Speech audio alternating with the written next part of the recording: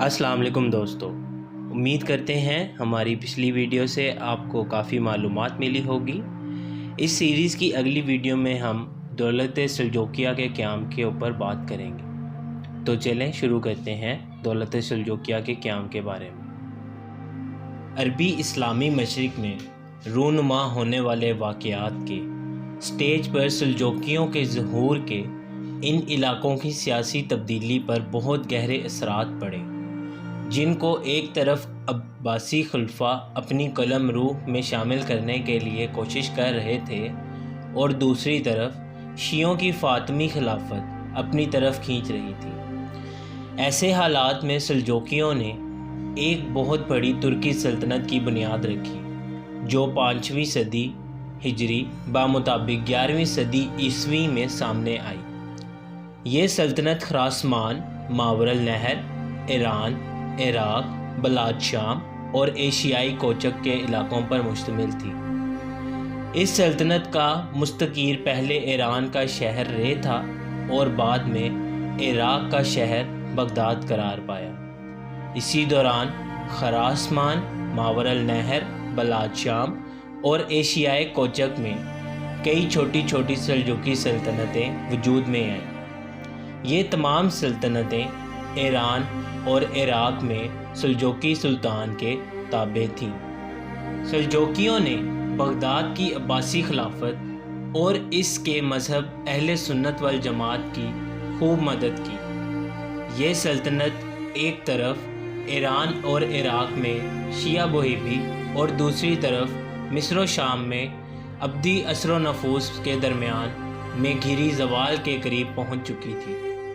سلجوقیوں نے وہابی اقتدار کا خاتمہ کر دیا اور عبدی خلافت کے سامنے ڈٹ کر کھڑے ہو گئے۔ سلجوقی سلطان تغرل بیگ نے 447 ہجری میں بغداد کے اندر وہابی سلطنت کا ہمیشہ کے لیے خاتمہ کر دیا، تمام سازشوں پر قابو پا لیا، مساجد کے دروازوں سے صحابہ کرام کے سب و شتم پر مبنی تحریریں مٹا دیں اور رفاضیوں کے شیخ ابو عبداللہ الجلاب کو رفض میں غلوں کی وجہ سے قتل کر دیا۔ وہابی شیعہ نفوذ بغداد اور عباسی خلفاء پر چھا چکا تھا۔ جب سلجوقیوں نے بغداد سے دولت وہابی کا خاتمہ کر دیا اور سلطان تغرل بیگ عباسی خلافت کے دارالحکومت میں داخل ہوا تو خلیفہ قائم بامر اللہ نے ان کا شاندار استقبال کیا، انہیں نہایت قیمتی خلعت عطا کی، اپنے پاس بٹھایا اور بڑے معزز القابات سے نوازا۔ ان القابات میں ایک لقب سلطان رکن الدین تغرل بیگ ہے۔ اس کے علاوہ عباسی خلفاء نے یہ حکم صادر کیا کہ سلطان تغرل بیگ کا نام سکوں پر کنندہ کیا جائے۔ بغداد کی مسجدوں میں اس کے نام کا خطبہ پڑھا جائے اور اس کے حق میں ہر نماز میں دعا کی جائے۔ خلیفہ کی اس قدر افزائی کی وجہ سے سلجوقیوں کو پوری اسلامی دنیا میں بے پناہ قدر و مذلت حاصل ہوئی اور وہ بغداد میں وہابیوں کی جگہ سیاہ و سفید کے مالک بن گئے۔ عباسی خلیفہ ان کے ہر مشورے کو قبول کرتا تھا اور ان کی بہت عزت کرتا تھا۔ تغرل بیگ بڑی طاقتور شخصیت کا مالک تھا، بڑا ذہین، کمال شجاع، دیندار، نیک اور عادل تھا۔ انہی خصائل حمیدہ کی وجہ سے اس کی حمایت میں آئے روز اضافہ ہوتا چلا گیا اور اس نے ایک نہایت ہی طاقتور لشکر تیار کر لیا۔ تغرل بیگ نے کوشش کی کہ تمام سلجوقی ترک متحدہ رہیں اور اسلام کی اشاعت میں بھرپور حصہ لیں۔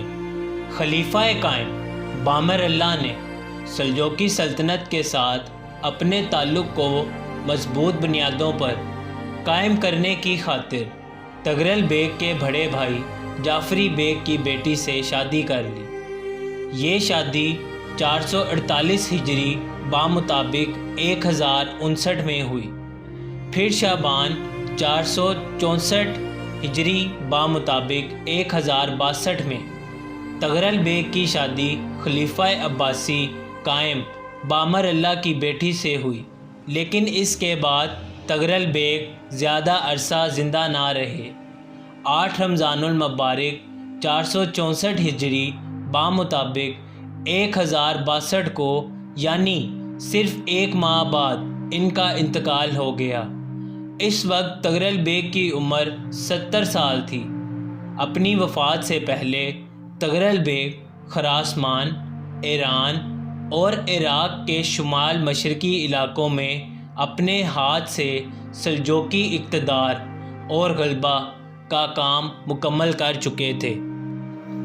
امید کرتے ہیں آپ کو ہماری اس ویڈیو سے کافی معلومات ملی ہوگی۔ اس سیریز کی اگلی ویڈیو میں ہم سلطان محمد علپ ارسلان کے متعلق بات کریں گے۔ کمنٹ سیکشن میں اپنی رائے ضرور دیں اور ہمارے چینل کو سبسکرائب کریں اور ویڈیو کو لائک کرنا مت بھولیے گا۔ شکریہ۔